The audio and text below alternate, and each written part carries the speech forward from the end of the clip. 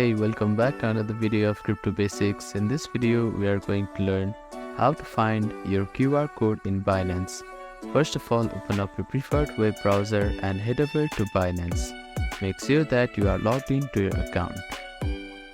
In a wallet of Binance, you need to find cryptocurrency for which you want to display the QR code. Click on the deposit button. Now, select any one of these options according to your liking. Binance will prompt you to choose a network for certain cryptocurrency.